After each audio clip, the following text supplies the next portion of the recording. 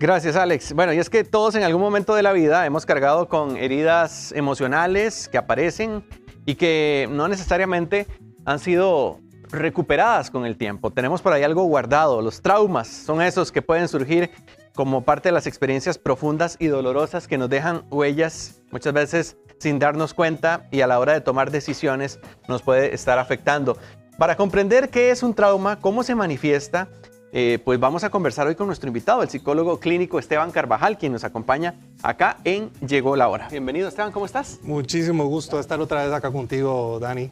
Bueno, el tema se las trae, porque hablar de traumas, imagínate que más de uno de los que puede estar en este momento siguiendo nos dice, yo creo que ya eso lo superé, pero se manifiesta de alguna manera. ¿Cómo nos damos cuenta que ese trauma realmente nos dejó alguna marca? Bueno, recordemos una cosa, Dani, nosotros los seres humanos, yo le digo a mis pacientes, no somos como discos duros que se formatean y se nos va la información. Las cosas que nos pasan siempre van a estar ahí, entonces van a venir a nuestra mente, y cuando vienen a nuestra mente, si ya ha pasado mucho tiempo y todavía seguimos sintiendo de la misma forma cuando comenzó, ahí nos estamos dando cuenta que tal vez no hemos, de alguna manera, esa situación la hemos superado, ¿no? Porque en el buen entendido nos pasó algo potencialmente traumático o traumático, y después lo recordamos, y bueno, fue algo que nos sucedió, lo recordamos con tristeza o con nostalgia, con alguna otra circunstancia, pero ya no nos produce absolutamente nada. Pero si lo recordamos, viene a nuestra mente y nos causa el mismo dolor en la misma situación o el mismo displacer que pasó en el momento en que sucedió, ahí, Dani, nos estamos dando cuenta que no lo hemos trabajado, que no lo hemos superado. Qué importante. Vamos a recordar el WhatsApp, el 70031234, para que usted también pueda hacer sus preguntas.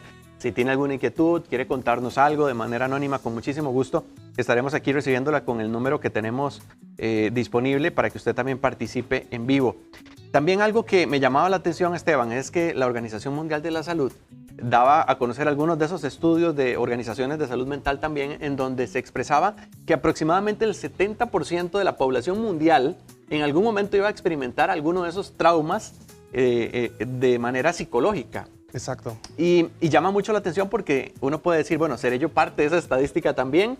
Esto quiere decir que la vida te va a dar ese espacio para que también en algún momento nos duela o vivamos esa experiencia difícil. Y que hay de diferentes categorías, ¿verdad? Que es un tema muy serio, porque no necesariamente es el duelo, no necesariamente tiene que ver con alguna ruptura, con algún tema en particular donde yo diga, bueno, me marcó, sino también estamos hablando de agresión sexual, temas donde hubo algo que me marquen un antes y un después. Así es. ¿Cómo nos preparamos? Si fuera el caso que no hemos vivido algo así, o cómo logramos identificarlo, porque también nos cuesta reconocer que estamos viviendo ese trauma. Bueno, prepararse es un poquito complicado, Dani, porque son cosas a veces que suceden que no lo tenemos ahí como en el radar que nos va a suceder. Podemos entender de que pues hay violencia, de que hay inseguridad, de que nos pueden asaltar, o puede haber un accidente, un temblor, algún desastre natural, lo sabemos, pero de alguna manera no sabemos cómo vamos a reaccionar. Podemos como tratar de prepararnos, decir uno, ¿yo qué haría en esta circunstancia? ¿Qué pasaría? ¿Cómo me lo tomaría? Entonces tal vez nos podemos ir como preparando, pero la reacción, como vamos a tenerla solo en el momento en que nos pase. Entonces lo importante es como tratar como de investigar, de informarnos, Tal vez como de conocernos también, ¿verdad? De conocernos también cuáles serían nuestras reacciones frente a eso, y tal vez como modelarlo de alguna manera, pero sí la respuesta tendremos que estar en el momento. Sí, no tenemos una bolita de cristal para saber. No tenemos una bolita de cristal para saber qué es lo que puede suceder. Pero interesante esto que me decís, porque en ocasiones, si bien es cierto, no sabemos qué nos va a pasar, pero nos damos cuenta en dónde están nuestras debilidades o nuestras fracturas cuando ya ocurre. Correcto. Entonces ahí también hay un elemento en el donde no somos tan fáciles de definir por dónde es que debemos trabajar nuestra alma, nuestros sentimientos, nuestras emociones. Exacto. Ahora que vos mencionabas esto de la Organización Mundial de la Salud y ese porcentaje tan elevado, pues realmente tiene mucha razón, porque es que puede sucedernos a todos en cualquier momento. Esta misma semana yo atendí a una persona en mi consulta donde al mediodía estaba trabajando en su casa y entró una persona donde lo encañonó y le pidió un montón de cosas pensando que era una casa, ¿verdad?, de donde estaban vendiendo drogas, se habían equivocado. Eso fue lo que sucedió. Entraron a un lugar equivocado. Entonces ahí él está experimentando toda una cuestión de estrés postraumático por la situación que le pasó. Vos hubieras pensado que tal vez estás en tu casa trabajando al mediodía, un día común y corriente, que entren así a tu casa. Sí, jamás. ¿Ves? Y Entonces, la forma de reaccionar a esto también. Entonces, por eso Porque te decía es algo que no podemos manejar. no podemos manejar. Entonces, de alguna manera, como decías ahí los datos que dabas, de alguna forma, pues sí nos puede suceder. Entonces, podríamos anticipar un poquito eso, como te mencionaba, pero tendríamos que saber. Y sí, después de lo que nos sucede, pues nos podemos ver cuáles son esas falencias, cuáles son esas situaciones que están débiles para poderlas trabajar.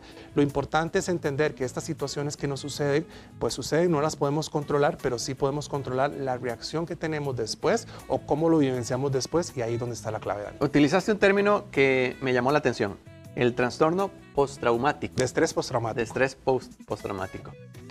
¿Qué es? Porque es que en algunos casos unos sí superan esto y otros se quedan en esta situación. Mucho tiene que ver con la vivencia, ¿verdad? Cómo nosotros vivenciamos esto. Recordemos que el trauma es la respuesta emocional que tenemos nosotros los seres humanos frente a algo que nos produce un estrés, ¿verdad? Algo que es bastante fuerte, que no tenemos nuestros recursos para poderlo afrontar. O sea, es como que nos sucedió y no sabemos cómo reaccionar. Entonces, en ese momento, el estrés postraumático lo que viene a hacer es después toda la respuesta que nosotros tenemos después del evento. ¿Cómo quedamos? Quedamos ansiosos, nos da miedo, estamos irritados, nos ponemos tristes, nos deprimimos. Entonces, en ese sentido, esa reacción, de alguna manera, pues tenemos que trabajarla para que obviamente eso no siga ahí. Pero de alguna forma, el trastorno sí, o el trauma, de alguna manera, pues tenemos que ponerle cuidado porque si no puede dejarnos bastantes, ¿cómo se llama? Situaciones ahí displacenteras que pueden generar en situaciones más complicadas. Dijiste una de las señales que era el tema del dolor, si recuerdo el suceso, el acontecimiento. Exacto. Que queda dolor. ¿Qué otras señales me demuestran que necesito trabajarlas y que necesito ayuda también? Bueno, por ejemplo, evitar los lugares. O sea, me asaltaron, no sé, de aquí a mi trabajo, entonces ya yo no quiero pasar por ahí. Empiezo a evitar esos lugares donde sucedió el evento y entonces obviamente pues eso me afecta porque yo tengo que trabajar, tengo que ir a la universidad, ¿verdad? Me vuelvo muy irritado, me cambia mis estados de ánimo muy rápido, puedo estar irritado, enojado, triste, deprimido, ansioso. Ya, digamos, de alguna manera genera un trastorno que algo está clínicamente, pasando, exacto, ¿verdad? clínicamente no significativo en nosotros y ya no puedo yo pues trabajar, salir a la calle, estar con mi familia. Entonces ahí nos estamos dando cuenta que yo necesito esa ayuda. Y ahora que vos mencionabas esto, cómo algunas personas sí lo superan. Bueno, es lo que te decía, es la vivencia que tienen sobre el asunto, ¿no? También cómo perciben las cosas. Porque recordemos, Dani, que no es la situación lo que genera nuestra emoción y nuestra conducta frente a las cosas, sino cómo yo las percibo. O sea, son mi sistema de creencias lo que hace que esa situación sea más complicada que para otras personas. Entonces, por eso es que tenemos que revisar mucho también nuestro sistema de creencias, nuestros pensamientos frente a las situaciones que nos pasan. O sea, revisar nuestros pensamientos. Bueno, agradecemos a los que participan por medio del WhatsApp, el 70031234. Si usted tiene alguna inquietud, puede participar. Hay algo que también es muy delicado, Esteban, y la parte donde el trauma ocurre en el hogar. Porque ahora que decías, puede ser que paso por un lugar, puede ser que hay un suceso que yo tengo ahí marcado cuando se genera esa emoción, hasta el olor que yo percibo del trauma. Correcto. Pero cuando es en casa, donde se supone que es la zona segura, ¿qué hace una persona para poder recuperarse en esa situación? Bueno, es muy complicado. Entonces ahí pueden haber muchas cosas, ¿no? Si hay la posibilidad de que la persona se pueda ir, como esta persona que te estoy mencionando, que está buscando dónde irse porque ya no quiere estar en ese lugar, pero si no tenemos esa posibilidad porque es nuestra casa, la compramos o demás, ¿qué podemos hacer? Bueno, tratar de darle un significado a eso, ¿no? De alguna manera pensarlo de una manera diferente. Suena muy fácil, Dani, no lo es, pero de alguna manera... Hay que dar pasos. Exacto, tenemos que reestructurar de nuevo ese pensamiento y un digamos, un proceso que ayuda mucho a las personas, pues desde la psicología es el modelo cognitivo-conductual, que lo que ayuda es a precisamente reestructurar esas situaciones, esos eventos traumáticos, esos pensamientos que tenemos en unos más alternativos y más funcionales. También existen otros métodos como el EMDR, que ayuda mucho para el trauma, entre otras cosas de exposición. Pero en este caso, si pues pasó en nuestro hogar, pues ahí es donde tenemos que darle un significado diferente, porque la persona lo que queda son con pensamientos, digamos, automáticos de que ese evento va a volver a suceder de nuevo, y no necesariamente es así, ¿verdad? Entonces ahí es donde trabajamos con la persona para que de alguna manera pueda superar esos pensamientos negativos o irracionales, cambiándolos por una estructura diferente. ¿Qué tan cierto es este dicho popular que el tiempo todo lo sana? No necesariamente, Dani, no necesariamente, porque hay personas que pueden pasar muchísimos años, pero si no procesan eso, si no gestionan, no tramitan ese trauma puede pasar años hasta morir con él. Entonces, por eso de que el tiempo lo cura todo no es tan así, porque hay personas que, como te decía, yo he atendido personas hasta con 30 años después de que les sucedió el trauma, o sea, ya son adultos mayores que siguen vivenciando ese trauma como fuera en eso. A mí me tocó atender aquí en Costa Rica a una persona que era veterana de la guerra de Afganistán, ¿verdad? Una persona canadiense que se vino a vivir aquí a nuestro país, y entonces, claro, cada vez que vive en una región rural, y pues había un turno, y cuando había turnos sonaban bombetas y la señora se ponía alerta. Se activaba totalmente. Exacto. Ajá. O si, como sabemos que nosotros los ticos somos tan amigueros, ¿no? Llegaban y la saludaban, se le ponían por detrás, le tocaban el hombro y la señora se volvía casi a pegarles, ¿verdad? Entonces ahí hay un trauma, porque ella todavía sigue pensando que está en Afganistán. Obviamente, imagínate lo que es vivir los horrores de la guerra, que ahí sí la cosa no era jugando, ¿no? Pero ya no estás ahí, estás en un país donde eso no pasa y donde ya estás muy lejos de eso, pero lo sigues vivenciando. Entonces, ahí es donde tenemos que trabajarle esto para que no siga pensando que está pues, en el Medio Oriente y estando en una zona de guerra, ¿no? Una consulta que nos llega es, por ejemplo, ¿se puede considerar que una infidelidad genera un trauma en la pareja o en la persona que está en este caso? Claro, ¿por qué? Porque la definición de trauma, una vez más, es la respuesta emocional que tenemos los seres vivos, ¿verdad? O los seres humanos frente a situaciones estresantes.